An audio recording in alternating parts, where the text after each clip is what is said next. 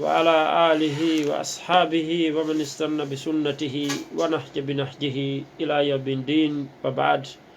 فإن أصدق الحديث كلام الله، وخير الهدي هدي محمد صلى الله عليه وسلم، وشر الأمور محدثاتها، وكل محدثة بدعة، وكل بدعة ضلالة. نعوذ بالله من الضلالة ومن النار. أيها المستمعون والمستمعات، نقول لكم جميعا السلام عليكم ورحمة الله وبركاته. haray en yetti Allah subhanahu wa ta'ala, en juuli oɗo nelaɗo makko. haray men salmini on onon ɓe siɓɓe amen heɗitiɓe men e oɗo radio meɗen Tamata FM 92.6 e nde ɗo jumare. haray hande kadi hiɗen mari ga hoɓɓe tedduɓe ɓe yoɓani en kadi mawdu hittuɗo. haray ko wowɓe kadi senanagol en ɗo toujours ɓe inne Cheikh Mouhamadou Malaɗo Sow hafidahullah wa ra'ah. haray ɗe wondi ga kadi e tokkoran ko ɗum woni Cheikh Mouhamad Julde Diallo. haray hiɗe wondi e ɓeɗo kadi studio ga. haray noon joganiɓe en yewtere nden ko Cheikh Mouhamadou Malaɗo haray Sow hafidahullah wa ra'ah. haray hiɗen watta mako on e jungo maɓɓe, meɗe wi'anan onon heeɗiɓe ɓen ko saɗi moɗon, ko tooli moɗon e oɗo radio meɗen waɗaɗo barki e nde ɗo bimbire meɗen. haray meɗen tolni on, meɗen wirni on e radio on. haray meɗen watta maku e jungo cheikhuɓe ɓen. assalamu aleykum wa rahmatullahi wa barakatuh. bismillahi arrahmani irrahim. alhamdulillahi almabudu fi kulli makan, almahmudu bi kulli lisan. صلى الله وبارك على نبينا محمد أشرف من عبد ربه وعلى آله وصحبه وسلم تسليما كثيرا. أما بعد، معاشر المستمعين، السلام عليكم ورحمة الله وبركاته. هري مصيبة جلبة هدتي بين وسائله. هري يماري موضوع no andirɗen no si fewnike o saye ɗo e nde ñalande ɗo. haray en tummodira e wooda ko yewtuɗen ko yowiti e dina men kan. haray hande yewtere men nden hino rutto e hunde mawnude, hunde sen wi ko kayre ɓuri mawnude haray no jari, hunde nde annduɗa ko sabu ɗum woni ko tagira ɗen. ɗum nden hunde no wiye al ibada, dewal. ɗum noon haray oɗo mawdu ko mawdu jano, mawdu mo annduɗa karmakoɓe ɓen hiɓe yanganimo moƴƴa ka windugol e ka yewtugol fi makko. haray noon karmakoɓe dina ɓen e windugol oɗo mawdu hiɓe ɗate ɗiɗi. no woodi winduɓe oɗo mawdu tawa ko yewtugol fi makko, tawa ko deftere hertinangol mawdu on deftere no jeeya eɗen defte windaɗe. deftere nde cheikhul islam ibni taymiyata rahimahullah windi, ɓenande al ubudiyya. e karm no woodi kadi ɗatal goo e wattugol mawdu on ka defte tawhid, e ka defte raqaiq, e ka suluk. ɓe gandi ibnul qayyim rahimahullah ɓe yewti fi oɗo ibada ka deftere maɓɓe madariju salikin, yewtere juutunde nde annduɗa haray ko ɗon fayda woni ruttorde nde defte ɗo. haray karmakoɓe ɓen seerali jantagol oɗo mawdu ka defte maɓɓe. ko waɗi noon ko nde ɗo hunde woni ko tagira ɗen. allah subhanahu wa ta'ala o wi wa ma khalaqtu l jinna wal insa illa liyabudun. fandaɗo yabudun ko ibada mo annduɗan ko shar'iyya, dewal ngal annduɗa ko shar'inangal ngal. haray moftugal wotindingol allahu subhanahu wa ta'ala. haray no yewtugol men fi ibada ngal ɗo dewal hino mari toɓɓe. no wirɗen noon ko mawdu molanaɓe watamo moftude, e watamo huɓinade saabu fandugol gandal men ngal e raɓɓirgol tan men on. idan kono en raɓɓin ɗin to suɓen toɓɓe ɓurde hittude ɗen e oɗo mawdu. haray aranum ɗum e toɓɓe ɗe ƴetteten ɗen ko honɗum woni ibada, ko honɗum woni dewal. ka ɗengal arabu so ɓe wiya ibada ko honɗum, ko sharia ko honɗum woni ibada, ko honɗum woni geɓe ibada, ko honɗum woni tugale ibada, ko honɗum woni noneji ɓurɗi hittude ɗi ibada, ko honɗum woni shartiji ibada, ko honɗum goɗɗo wallinorta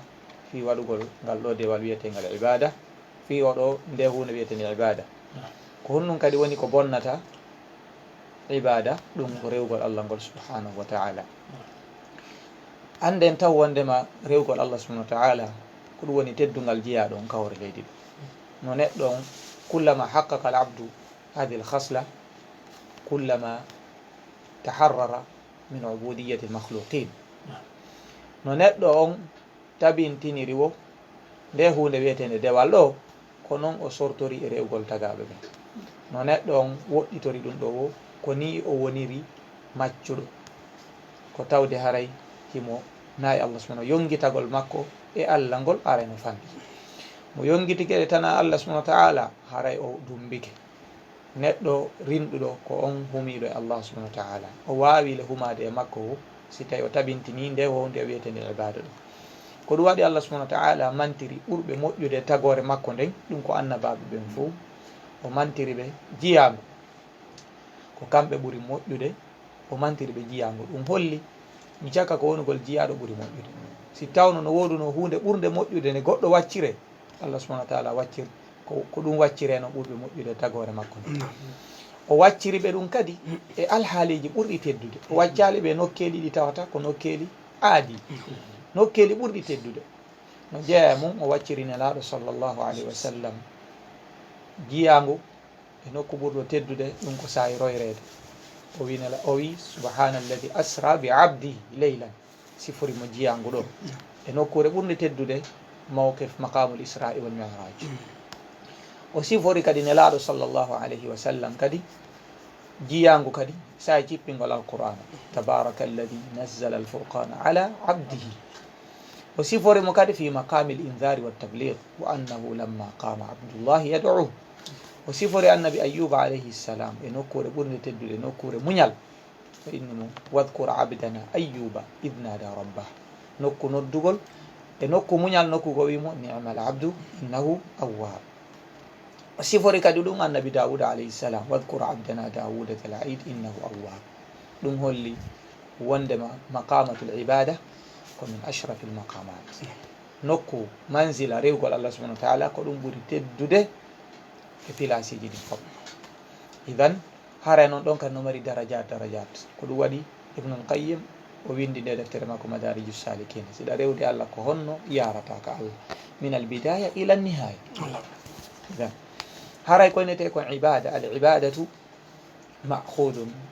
min at-ta'abbudi wa huwa at-tadhallul yuqalu tariqun mu'abbadun ay mudhallalun idha wati'athu al-aqdam. ko nete ibada ka ɗengal ko itta ɗum e yankinagol e eltagol enna laawol ngol hino elti tariqun mu'abbad si tawi ngol rewama ha ngol wiye mu'abbad tawde ngol eltanike hande kadi rewete. sen faami mafhumul ibada on ka lugha jekka mo mari irtibat e sharia no jeeya e tugalal ɓurgal mawnude ka ibada tadallul jekka no mari irtibat. idan ka lugha ko tadallul hoykinagol wiyete ibada. amma ka sharia ko wiyete ibada ino mari faamuji ɗiɗi. sen daari golle ibada ɗen ino mari firo sen daari golle ɗen mari sen daari dewal ngal ino mari firogol. ko ɗum waɗi khilafu maɓɓe on ka tariful ibada khilafun khilafu laysa khilafa tadad na lurral pottodirgal goto ɓe firtiri ibada bi itibarain amma bi itibari l amal ka gollugol ndeɗa golla ko non ibada ko attadallulu lillahi azza wa jalla bi fi'li ma amara bihi wa tarki ma naha anhu ta'diman muhabbatan wa ta'diman. ko nete ibada ka siɗa gollude ko mawningol Allah yankinanagol Allah yankinorona Allah gollugol ko yamiri kon e accugol ko haɗi kon tawa ko mahabbatan tawaɗa yiɗi tawa kadi ta'diman tawaɗa mawnini kadi la budda an yaktamila hadani l kutubani ko ɓe ɗiɗo piiji ɗiɗi timma. ɗo sen daari golle makko ɗen neɗɗo ɗo rewde Allah ko ɗiɗo woni e makko. amma gollal wona ngal waɗede ngal sen daari ngal e wiyay koynete ibada ko ismun jami'un li kulli ma yuhibbuhu llahu wa yardahu min al aqwali wal a'mal al zahirati wal batina. دونك باعتبار العمل ليس باعتبار فعل العبد sen daari ko ndete kon dewal ka golletengal ngal kala ko Allah subhanahu wa ta'ala yiɗi weltori woni koko wowlete woni koko gollete woni ko suuɗi woni koko feeñi oɗo tarif ko tarifum jami'un mani'un tarif cheikh l'islam ibne taymiyya ko ɗum ɗo woni firo makko no koɓe firti kon ko darugol ko wona gollete kon ɗon ɓe firti na golle jiyaɗo no woni gerdude noon ɓe firtiri ɓe ƴetti dalil ɓe mari dalil o tarif maɓɓe ɗo Allah subhanahu wa ta'ala wi wa in tashkuru yardahu lakum wala yarda li ibadihi lkufre son jarni Allah weltan toon kalimatu shukre ko kalimatun jamia yandariju tahtaha kullu ma yushkaru llahu azza wa jalla bihi no naati toon kala ko Allah jarnirte woni yushkaru bil itiqad yushkaru bil fi'ali wa yushkaru bil lisani Allah no jarnire ɗiɗo tati kala ɗiɗo fof no naati ɗo ɗiɗo woni dewal o wi wa in takfuru holli bil aks kullu ma yudaddu ashukr fa kufru kala ko wona ɗum noon haray ko welata Allah holli kala ko welata Allah kon na dewal en faamay ɗo kadi jaka almubahat piiji dagiɗi ɗin bi haddi dhatiha laysat ibada piiji dagiɗi ɗin si a daariɗi kanji tigi aray naɗi dewal par ce que Allah en watanude Allah no yiɗi ñamugol bi haddi dhatihi abadan la yaliqu billah azza wa jalla amma sen daari باعتبار ما تؤول إليه هذه المباحات من التقوي على طاعة الله تعالى بهذا الاعتبار هي عبادة فاهم كلهم الله لن ينال الله لحومها ولا دماؤها ولكن يناله ماذا التقوى منكم باعتبار هذه اللحوم و كل ياجري سنداري دي تيو كون الله هاجو حاجه كايدو دونك باعتبار أصل الإباحة أما باعتبار مقصود الشارع ومقصود هذا المتعبد أودو ريو الله فاندو نما كوني نياميرده كو يدورنو كم هيرسيري أودو لايا نافي تيونغ أبدا كو تقربا لله عز وجل هاراي ديوا إذن haray ɗo kadi ko honɗum woni nafoore faamugol ɗum ɗo no mari manfaa ko ta goɗɗo ine hunde mubaha kone ibada ndarugol ne haɗa waɗi bida aɗa waɗi bida ɓe tar mo ini ñamata tew mathalan يتقرب بها إلى الله ابتدع في الدين لأن المباحة لا ارتباط له بالعبادة شكرا فاهمي وانا نون كاري مو نيامي كو داغي تون ولا نية وبي نيامغول تيغو بحد ذاتي مثلا فعبادة ابتدع في الدين فاهمي لابد من هذا التفصيل ودي تفصيل شيخ ممري ملاحظة دقيقة في جبوس ندرتم نتون سفامي مو تواي ديوان كو تعريف جامع مانع ko moftudo kala ko wiyete kon dewal yaltindo kala ko wona dewal ko mo yaltin idan haray hada ta'rifu al-ibada ɗum ɗo woni firo ngal ɗo dewal haray noon ngal ɗo dewal en jantike ɓure mum yoni ɓure mum ɗen yo ɓurɓe moƴƴude ɓen sifore ko yinete kon ibada ɗum noon si yoni no jeeya e nafoore ibada sortagol e jiyangu yimɓe ɓe si neɗɗo woni تحقق له العبودية هذا مفوتي ها نوني رستاذ هذا مفوتي فده هنا مانكي ها هند مبيتي هذا ها هند عبودية ناقص ها نبيدو ندويتو وانا ونيري نو كان إيمان كنقوتو فايدة من حيث المعنى ها إذن أما قال له دول قال مري كويتي كون أركان سنتي رواي الله كوبيدي دو tati timmiram si wona dewal shukran ara non ɗum ko yinete kon alkhawf aslan adoring almahabba lianna maksudatun bidhatiha jiɗugol Allah no fandana no aduna no lakara ko ɗum woni ummul ibadat ko almahabba shukran ɗum ɗo woni ko adi ko fi kala no woodi من الفرق من أفرط في المحبة يدغول الله سبحانه وتعالى يدغول يتاو كوني دا ودي رتوانغال ko jiggol jiggol Allah ko tabintina nangol jiggol faamugol inde Allah de ngi sifaji makko di awata yidude goddo andama abaden ko ɗum waɗi tawhidul asma'i wa sifat ko wona sakkitorede li usri fahmihi ala nnas sabu mettugol faamugol makko yimɓe fewniɓe ngo metta faamude luttuɗo ka fitra ko watta yimɓe ɓen famatamo ko par ce que istagalatil adhan hakkille yimɓe ɓen occupike bi afkarin gayri sadida miijoji ɗi feewa sina ɗum sahaba ɓen sonjanoke fi tawhidul asma'i wa sifat tawde kanat qulubum fariga wa adhanuhum mutahayyi'a lil fahmi ɓerle ɗen hino laaɓi hakkille ɗen hino heɓilani faamugol kala ko waɗi eɗen kadi si tawi joni ɗum laɓɓinama laaɓi poyi kala yeyataɗo ɗum ɗo allahu yadhak wa yafalu kada wa kada haray o faamay no yawiri ko ɗum waɗi mo faamali on ɗon baab ko woni nene tawhidiji ɗin fof mo faamali tawhidul asma wa sifat o faamata tawhidul ibada andi ɗo ko fi tawhidul ibada woni ɗe woni ibada kono en ari ka mahabba mahabba noon baithul mahabba o ko an ta'rifa allah azza wa jalla kayfa ta'rifu allah ta'rifu bi asma'i wa sifati jaka ummul ashya ko tawhidul asma wa sifat sa faama ɗum a faamata tawhidul ibada ata faamata fo se aqida par ce que no jogoniri firakuji ɗin ɓe fof ɓe mari irtibat ala wadde mise yaltenge mawdu men o ono kala ko ɓe yeddi ka tawhidul asma wa sifat ɓe yedde fof fiyo jogodir no faami ko ɗum waɗi ahlu sunna wal jama kamɓe kadi ɓe mari irtibat kono sa faama ala sikka jogo tawhidu aqidan fof no jogoni no mari irtibat no mari munasabat mahabba on baithu makko la budda an tafhama awalan عقيدة الأسماء والصفات فهما جيدا أنتم ثم تحب الله عز وجل أنتم أنهم يقول الله إنما درجات محبته مجردة محبة المجردة يقول الله بايكو كانكو تقوم هذه محبة المشركين هذه لا تكفي بيدي الله ومن الناس ما يتخذ من دون الله أندادا يحبونهم كحب الله مرفرو جديد يحبونهم بيدي سنة موجودين كحب الله وانا بيدي رنون الله سبحانه وتعالى وني محبة شركية كون بيدي الله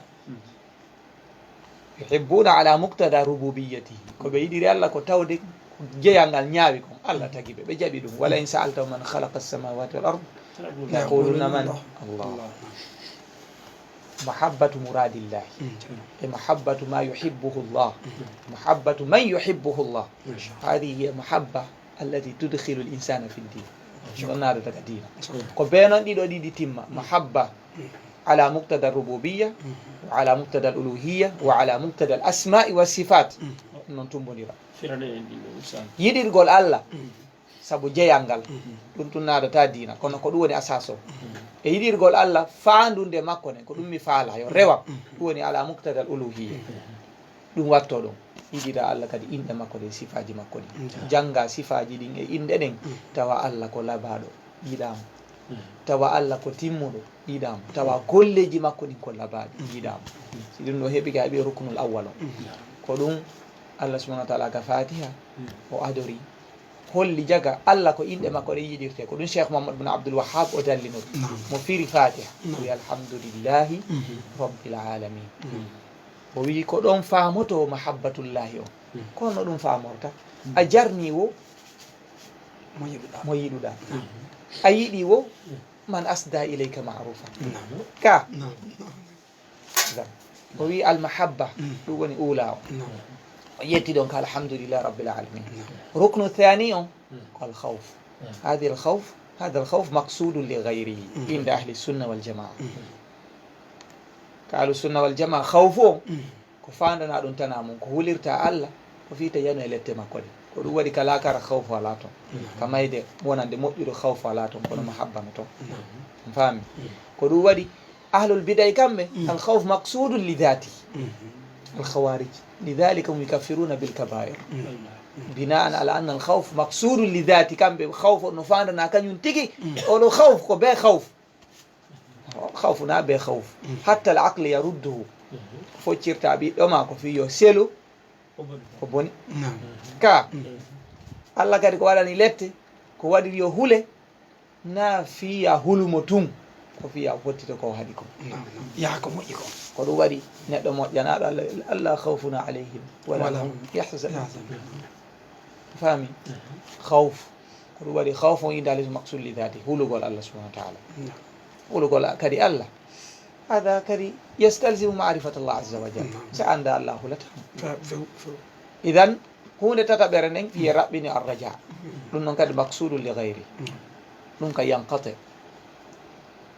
ورما الله ولا هم يحزنون كان بون كسنتو تمو يرن فوتو be ko be tajini no kon ta fuuto be fami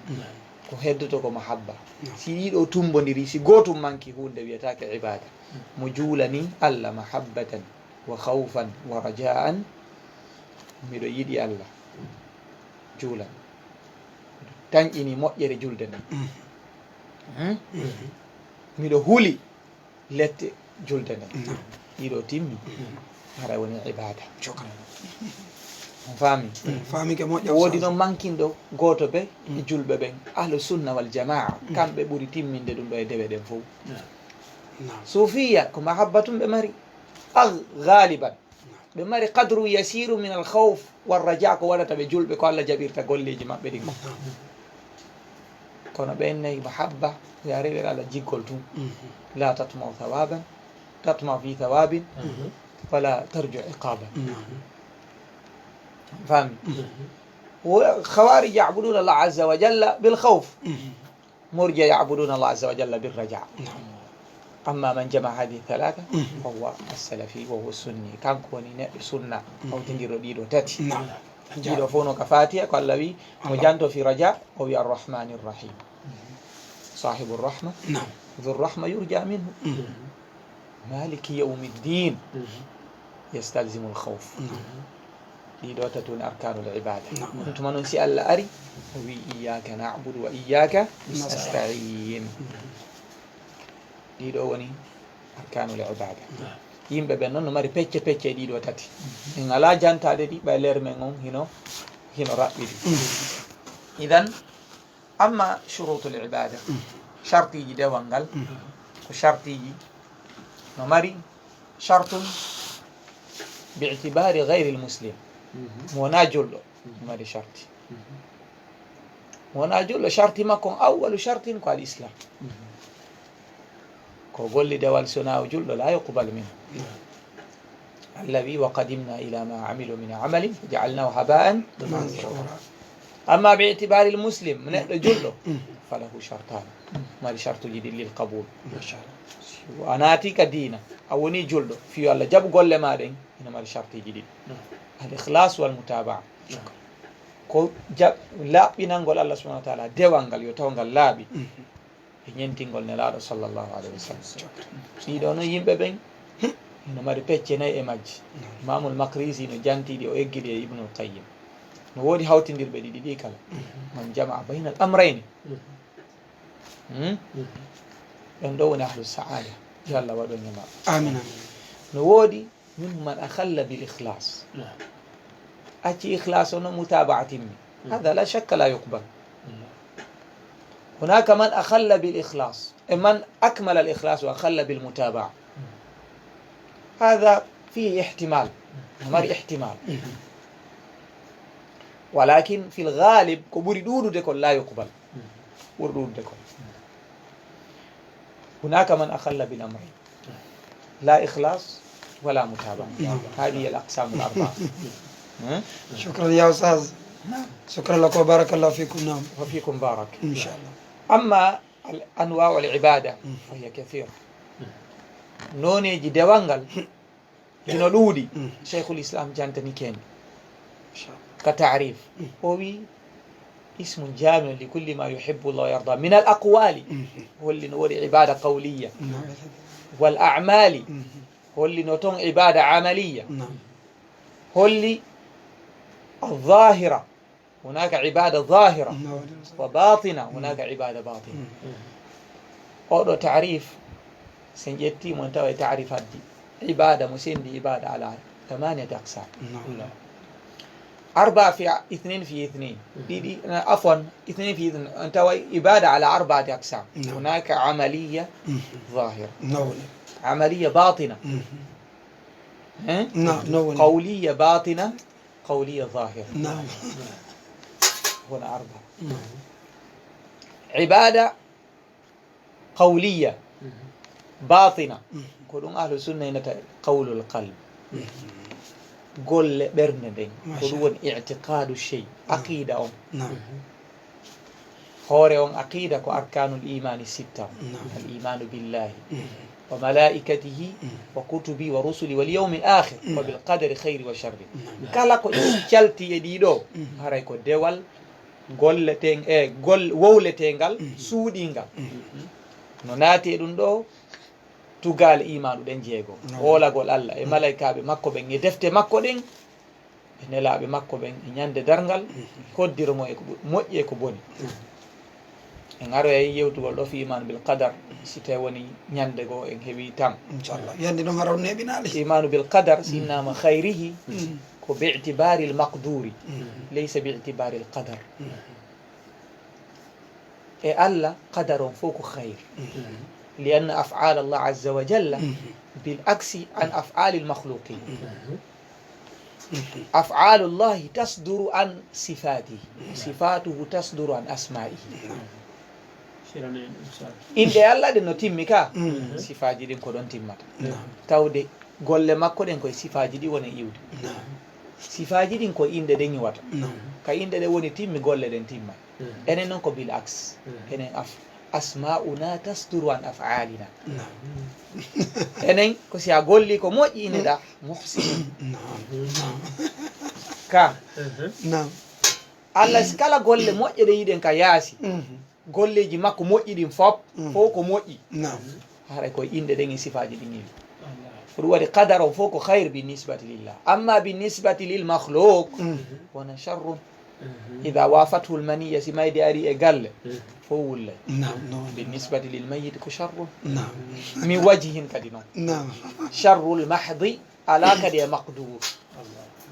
charre bone laaɓuɗo poyi ala e qadar kadi si hewti tagaɗon kadi siko bonnoɗo maayi bonki makko kenɗoyi tigi ka no woniri siko moƴƴunoɗo maayi ko ɓen ɗo woni wullude koye moƴƴere o yaata faami si Allah subahana wa taala mathalan o muuyi koynede kon keeferago ka leydi ɗo ko jokkata keeferago gon kon koko moƴƴi fiyonɗo moƴƴuɓe yalta e toon ka moƴƴuɓe est ce que nafoore iman no heɓo biduni marifatil kofre faami shukran ya ustaz e qadar on fop bi nisbati lillahi ko hayre bi nisbati lil makhluq mi wajihin ko char mi wajihin ko hayre idan ibada mbiɗen no mari pecce nayyi ko dewal wowletengal suuɗingal ko ɗum woni pimle ɓernde nden fof ɓernde nde wolta nam ibada amaliya batina ko ɗum woni amalul qulub dewal golletengal suuɗingal ɗum woni golle ɓerle ɗen fof mahabbatullah attawakkulu ala llah yiɗugol Allah hoolorgol Allah jortagol Allah subhanahu wa ta'ala ruttagol e makko yankinana golmo hulugol mo ɗiɗo ko amalul qulub ɗiɗo ajallu al-a'mal ko amalul qulub yanna masdaru a'malil jawarih ko ɗum woni ko tuppiɗo iwata e golleji terɗe nam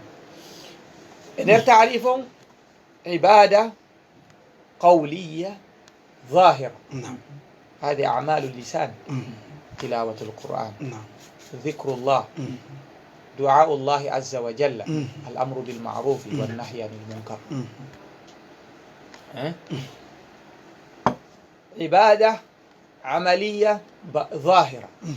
دول golletengal feeñugal ɗum woni amalul jawarih golleji tere ɗen golleji tere ɗen gal no mari aksab amalul jawarih hunaka ma yufal ko gollete hunaka ma yutrak no toon ko accete hunaka ibada maliya no toon ko dewe jawdi kal infaq wona dépense gol no toon dewe hawtidirde jawdi e ɓandu wano hajjugol on waɗugol jihadi fi sabilillah ɗo fof ko ibada kulluha amalul jawarih ɗiɗo woni aksamul ibada ɗi cheikh l'islam janti dewe ɓerle ɗen pimle ɗen ko dewal e golleji ɓernde nden yiɗugol allah en golleji ɗengal ngal golleji tere ɗen ɗiɗo fof ko dewe idan haray ɗiɗo wiwɗe mawdu men on mawdu'un kabir haray ko mawdu jano aray on weltanama ustage mi weltani ko min jarni on fota yo allahu subahanahu wa taala yoɓon ko ɓuuri moƴƴude joddi wallahi min weltani ko moƴƴa noon on ɓeydi min fota noon haray hiɗon weltana hiɗon jarna haray tigui tigui on koko satin noon ɗo kadi wata on neeɓi ɓayro yi on ɓucciɗon seeɗa e ko satin noon kon haray hiɗen jonna numéro ji ɗin haray hande kadi ɗen ka Tamata FM hande kadi noon on heeɓi ko tamon ko kelɗi dey haray nodde ɗiɗo numéro ji fi on ɓeydu faltade oɗo mako ɓeɗo karamokoɓe meɗen 628 49 23 haray ko ɗiɗo numéro ji noddoton ka Tamata FM ɓe faddali hawsaji idan haray ɗiɗo woni noneji dewe ɗen nam no ɗo hunde hittude nde allah subahana wa taala janti ka deftere makko hanade andintinede assalamu aleykum ko homɓe wonɓe honto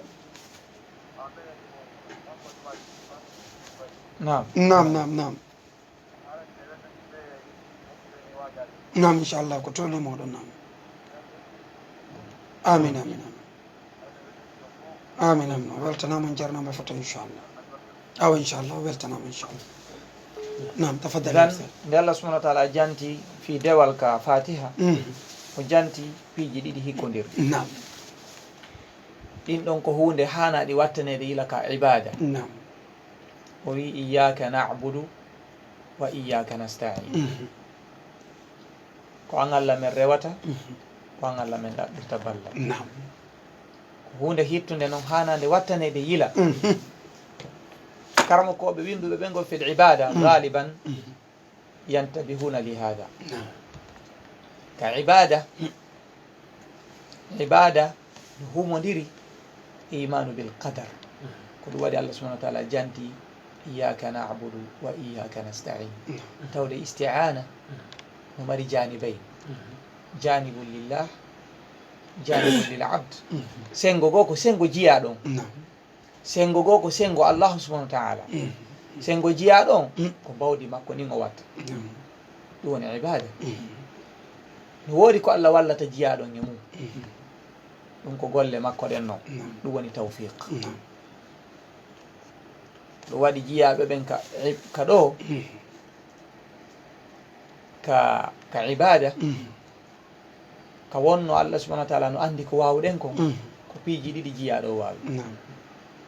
ko fandunde e mbawdindi allah subahana wa taala okkimo ndi ko ɗum watta allah damba e golle ɗen fo e makko par ce que mari qudra mari irada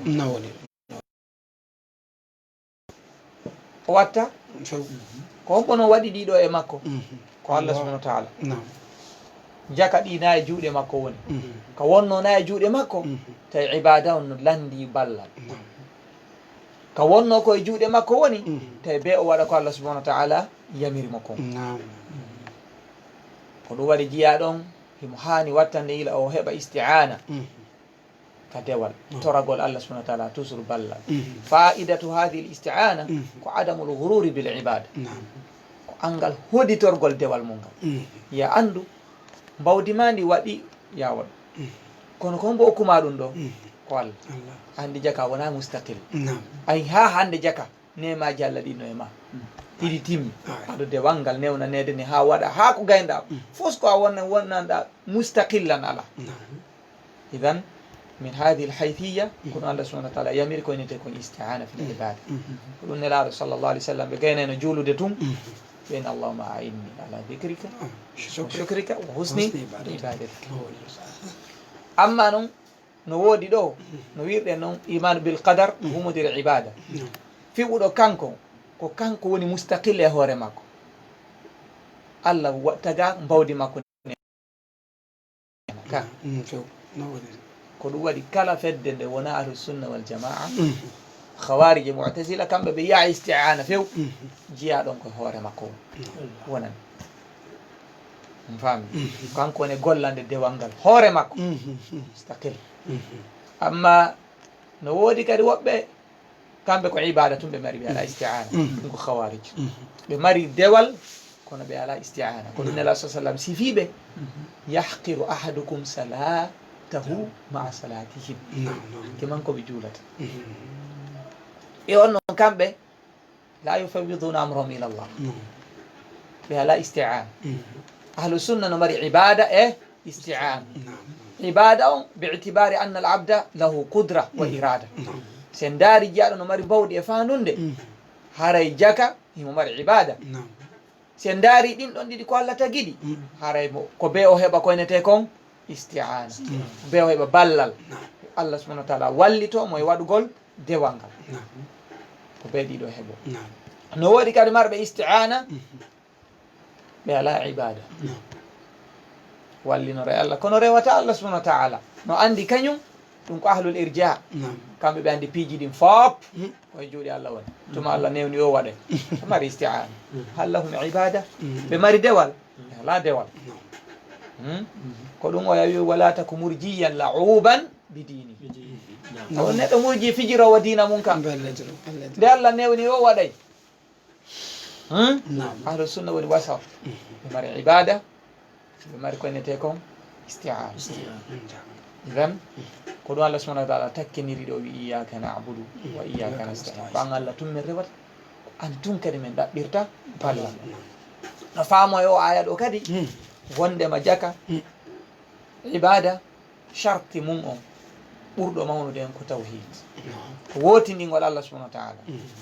ardingol Allah subhanahu wa ta'ala iyyaka on si janto na'budu on holli ko kanko toon Allah woni ko rewete si tawi tawhid on ala toon hara dewal ngal wiyetake dewal wono cheikh Mouhamadou bin Abdoul Wahhab wiri no wona julde wiyetake julde sina hara nde wondi e laaɓal na idan amma bonnoji dewal ngal bonnoji ɗin hiɗi mari hiɗi ɗuuɗi ɓe gandi cheikh Mouhamadou bin Abdoul Wahhab iɓe mari deftere wiyetene nawaqidul islam bonnoji islam العبادة كلمة عامة تشمل الإسلام كله مفتي إسلام فوق كلا دي بونوجي دي شيخ جانتي دي ولاتو ونقول بونايدي كدوال نجيا دي جانتي دي تون ونقول ونقول شركو شركو نسابين بنا بونقول دوال الله سبحانه وتعالى ولئن أشركت لا يحبطن عملك wano noon kadi yartondingol wolugol kalimatul kufr tawa on tigi no mari hakkil forsaka hay fus ɗum kadi no bonna dewal Allah subhanahu wa ta'ala inni wa man yartadi minkum an dini fayamut wa huwa kafirun fa ulaika habitat a'maluhum ko wano noon kadi mbileyagal ina wona sabu dewal ngal ngal bona few ɓe gandi mbileyagal ko nawa o kufrin ko noone e noneji keferago wano añugol nelaɗo añugol dina nelaɗo kan sallllahu alayhi wa sallam ɗum kadi no wona sabu yo bonu wono jalkitugol kadi dina kan ɗum kadi no bonna dewal ko ɗum waɗi on tigui no renori wo e konnguɗi mum ɗin wonande waɗowo dewal hare no ɓuuri mo moƴƴande kono Allah subhanahu wa ta'ala wi qul abillahi wa ayati wa rasuli kuntum tastahzi'un la ta'tadiru qad kafartum ba'da imanikum idan haray ko ɗeɗo toɓɓe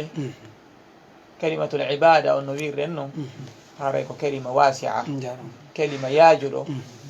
haray ɓay haray hiɗe wondiga no gasa haray ɗon mari ko ɓeydi toon e mawdu on haray en wawa darade ɗo taho watte makon e juuɗe mum ala ɗo ɓeyditade o ruttoto e defte cheikh Mouhamadou bin cheikhul islam ibne Taymiyya e defte ibnul Qayyim e defte cheikh Mouhamadou bin Abdoul Wahhab karama koɓe laaɓuɓe reedi wayteɓe wa maɓɓe on jarama ustad on weltanama haray shukran lakum wa jasakumullahu hayran haray mi weltanike on fota min jarni moƴƴa yo Allah mo yuɓon ko ɓuuri moƴƴude joddi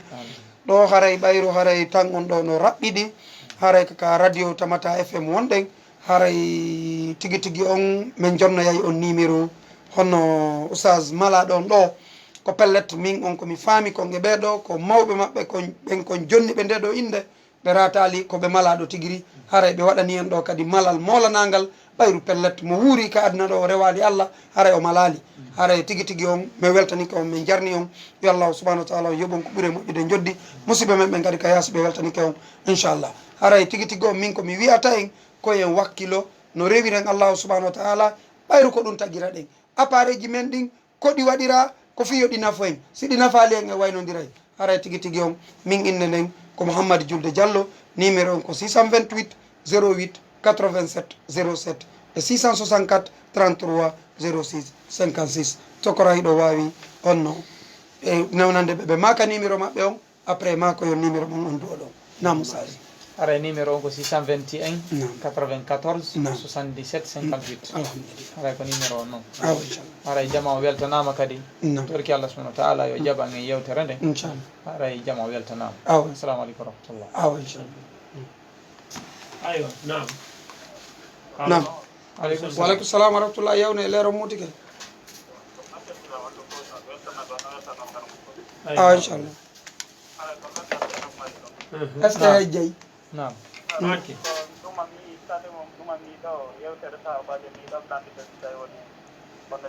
yawne oustaz yawne an abdullah an ibnu abbas o maati o onno ɓe haɗama ɓiiji tati o ɓiiji ɗiɗi wattagol onno dolorɗe honno coñi ko woɗe wattagol ɓurundare honno kadi tawi woni nde yewtere ɗo ɓe teddema amma sellugol ngol yewtere ne Abdoullah ibn Abbas ɗum noon mi anda kono noon no ari haɗoje e dalilaji nelaɗo sallllahu alayhi wa sallam e hadithaji tabituɗe e nela sa sallam haɗugol wattagol ɓurundare kanŋe no ari kadi haɗore ɓornagol coñci wojjuɗi coy coy coy coy lutta noon si tawi haɗore men ko añede ma ɗum ko harmugol ɗin ɗon awa jarama potal barka haray numéro mon on fillitemo haraw yawnade haray ko 621 94 77 58 torki Allah subhanahu wa taala yo jaɓan e yewtere nde haray kala ko woni tan e sowaba immorde ke Allah inchallah la chaque haray gueɓal cheytane no toon ɗum ɗon haray ko immorde e hoore am min haray jama o weltanama assalamu aleykum warahmatullah waleykum salam arañi kam numéro am toujours 622 98 97 21